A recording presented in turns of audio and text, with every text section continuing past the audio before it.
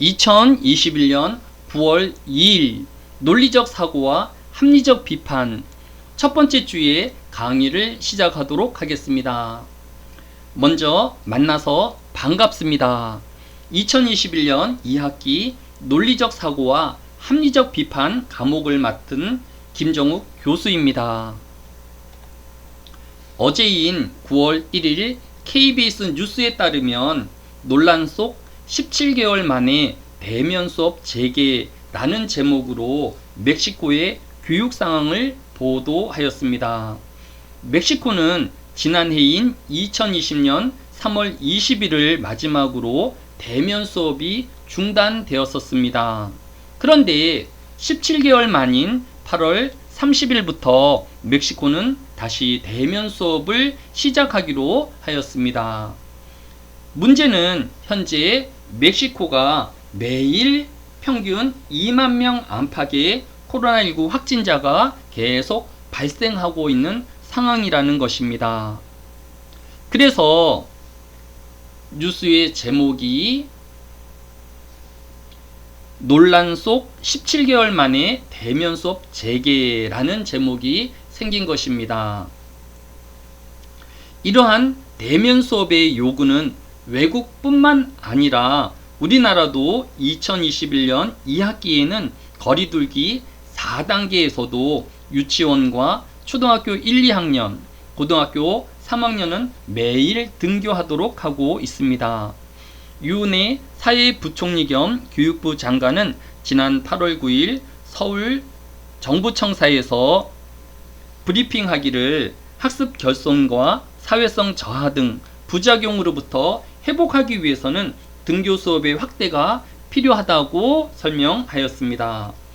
코로나19 델타 바이러스의 확산으로 어제도 2천여 명이 넘는 확진자가 발생하는 상황에서 과연 대면 수업을 확대할 필요가 있을까요?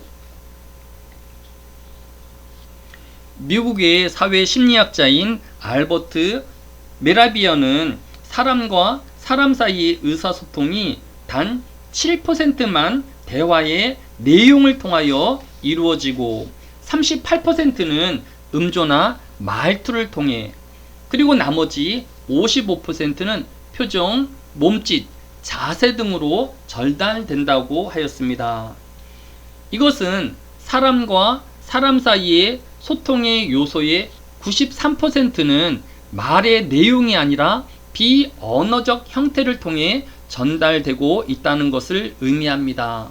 또한 사람이 외부의 정보 인식에 있어서 전달 내용 이외에도 다양한 요소들을 통해 정보를 인식하고 있음을 보여주는 자료입니다.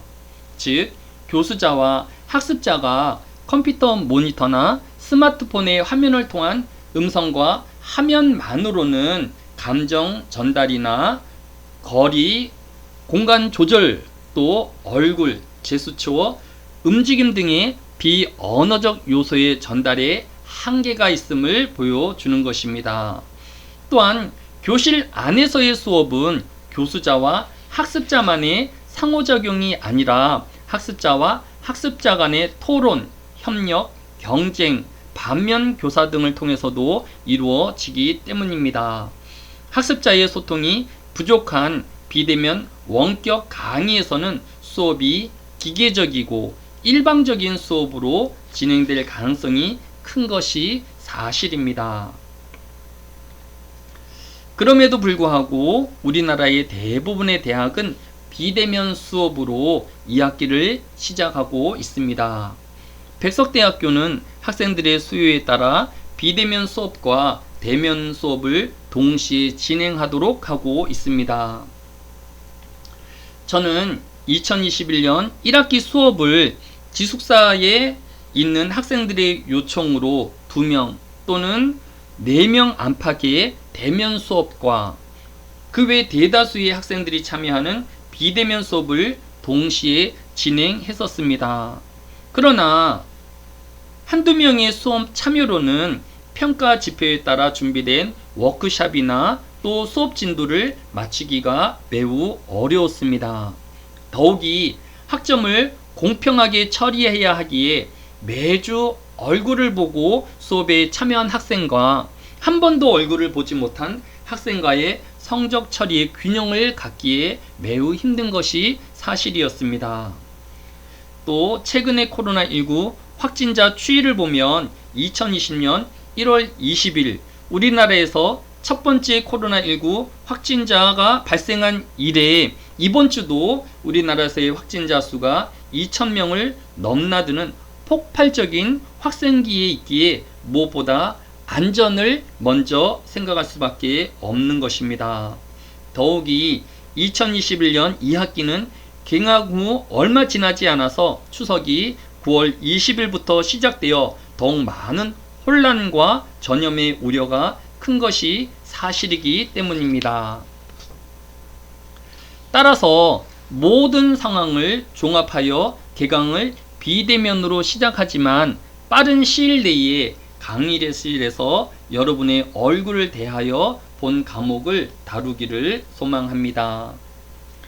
비대면 수업에 갖는 소통의 단절을 보완하기 위하여 저의 핸드폰 번호인 010-2812-1746과 또 메일 주소인 yy1647@mpass.com을 여러분에게 알리니 여러분들이 학습 시에 질의할 내용이나 더 나은 학습을 위한 제안 등이 있으면 핸드폰이나 또 이메일 또는 백석톡으로 남겨주면 적절한 방법으로 수업에 반영하도록 하겠습니다. 오늘은 먼저 저를 소개하는 시간을 갖도록 하겠습니다.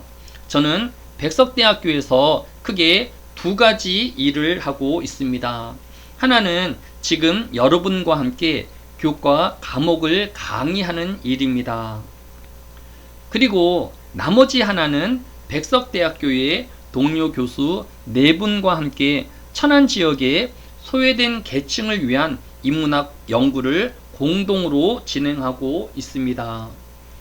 지금은 코로나19로 잠시 중단되고 있지만 중도 탈락 위기에 있는 청소년을 위한 인문학 강좌와 다문화 가정 자녀를 위한 인문학 강좌 등을 진행하고 있습니다.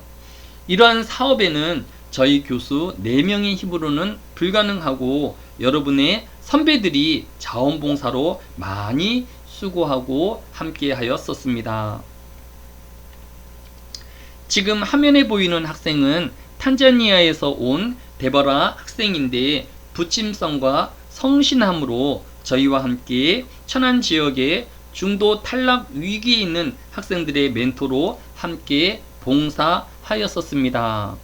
데버라의 부모님은 탄자니아에서 규모 있는 학교를 운영하고 있으시기에 데버라가 학교를 졸업하고 귀국하면 아버지를 도와 학교에서 근무할 예정이었습니다. 그런데 작년에 국민일보에 데버라의 사진이 크게 실려서 깜짝 놀랐습니다. 그가 탄자니아 대사관에서 직원을 뽑는데 최종 합격하여 대사관 직원으로 근무하게 되었다라는 뉴스였습니다. 개인적으로 희망하기에는 코로나19의 전염의 위험이 사라지면 제 수업을 듣는 여러분들도 이제 소외된 계층을 돕는 리더자로서의 대학생이 되기 바랍니다. 또 기회가 되면 저희 교수님들과 함께 지역사회를 위해 함께 봉사할 수 있기를 기대합니다.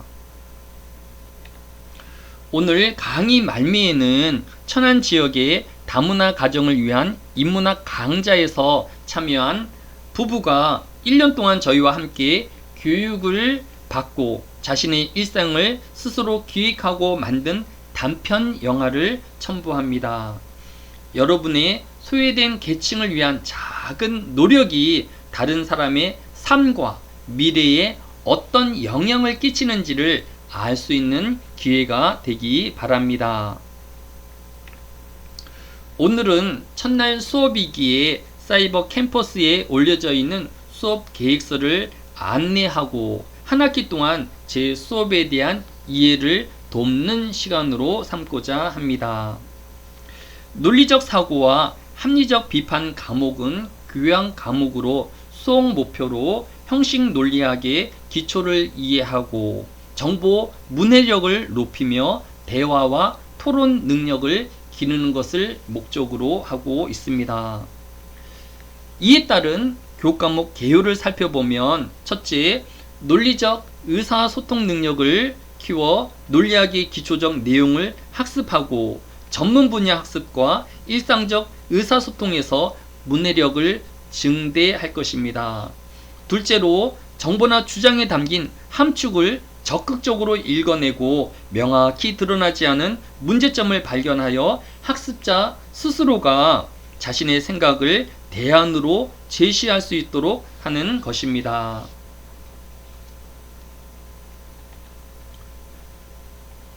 본 과목의 교양 과목으로 같은 강의를 여러 교수님들이 동시에 진행하고 있습니다. 따라서 교재 선정에도 다양한 의견을 반영하였습니다. 여러분이 가지고 있는 강의 계획서를 보면 주 교재로 논리적 사고와 합리적 비판이 출판 예정으로 되어 있는 것을 볼 수 있습니다. 개학하기 이전에 교수님들이 함께 이 책을 집필 완성하기를 원하였는데 이 책이 결국 출판되지 못하였습니다. 또 다른 교재인 글고온에서 나온 논리 그리고 비판적 사고, 이 책은 이 서점에서 구하기 어려운 절판된 책입니다. 따라서 이번 시간에 우리 교재는 부교재로 소개되어진 피셔의 비판적 사고라는 책을 중심으로 수업을 진행하도록 하겠습니다. 피셔 교수는 비판적 사고 분야의 대표적 이론가일 뿐만 아니라 영국에서 시행되는 사고력 시험을 직접 설계한 실무자이기도 합니다. 따라서 피셔 교수의 오랜 경험과 지식이 담긴 교재를 통해 비판적 사고 능력을 갖추어 학문의 길을 들어선 여러분들에게 많은 도움을 줄 것으로 생각합니다. 아무리 좋은 교재가 있더라도 비판적으로 사고하는 사람이 되려면 많은 훈련과 연습이 필요합니다. 좋은 교재라 또 합리적 비판과 논리적 사고를 연습하여 한 학기 동안 여러분의 비판적 사고의 능력이 신장되어지고 도움이 되는 시간이 되기를 기대합니다. 아마도 여러분의 관심은 성적 평가와 또 그 방법에 대한 것일 것입니다. 본 과목의 평가는 출석 20%와 역량평가 80%로 구성되어 있습니다.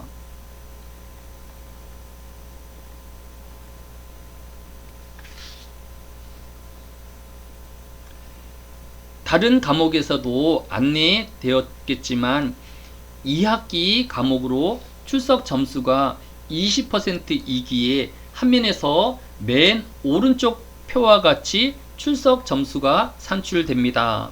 각 점수 간 간격이 1.33점입니다.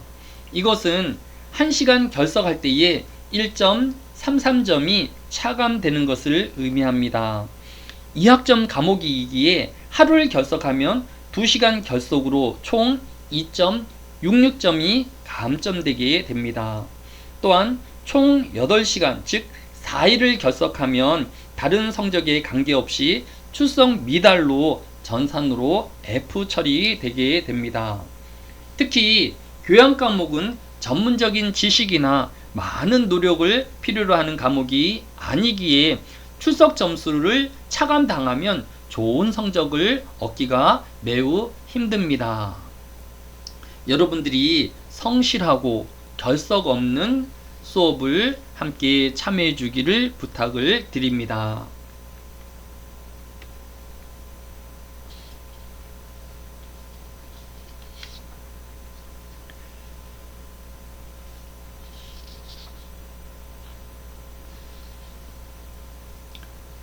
우리 백석대학교의 교육 목적은 인성과 지성을 겸비한 창의적 인재를 양성하여 국가와 사회의 발전에 기여하게 하는 것입니다. 이를 구현하기 위해서 각 학생마다 혁신적인 사고와 문제 해결 능력을 가지고 있도록 지도하고 교육하고 있습니다. 그러나 한 사람만의 힘으로는 국가가 또 사회가 필요로 하는 일에 기여하기 어렵습니다. 따라서 다른 사람과 소통하고 협력하는 능력이 필요한 것입니다. 사회와 국가가 바람직한 방향으로 발전하기 위해서는 개인의 욕심과 개인의 욕망을 이루려는 마음으로는 불가능한 것입니다. 따라서 이를 위해서는 개인의 욕심보다는 사회 전체의 발전을 위해 내가 봉사하며 섬김의 자세가 필요한 것입니다. 이것이 백석대학교가 지향하는 인재의 상인, 혁신적 지성인, 글로벌 소통인, 실천적 성gin인으로 대표되는 것입니다. 그리고 구체적으로 이러한 역량을 가지기 위해서는 창의 융합성, 문제 해결성, 의사 소통, 글로벌성, 대인 관계성, 협업성, 섬김 리더십성, 사회 공헌성 등의 세부 역량이 필요합니다. 이를 각 교양 과목이 나누어 신장시키고 있는 것입니다. 본 과목인 논리적 사고와 합리적 비판 과목은 문제 해결 역량과 창의 융합 역량 그리고 의사 소통 역량을 신장시키는 것을 목표로 하고 있습니다. 즉 의사소통 영역과 문제 해결 능력, 창의 융합 능력이 평가에서 차지하는 비율이 80%가 되어지는 것입니다. 먼저 창의 융합적 사고의 행동 지표로는 학습자 개개인의 생각과 다른 학생들의 생각 또는 주장을 비교, 분석, 연계함으로써 새로운 생각을 도출할 수 있도록 하는 것입니다.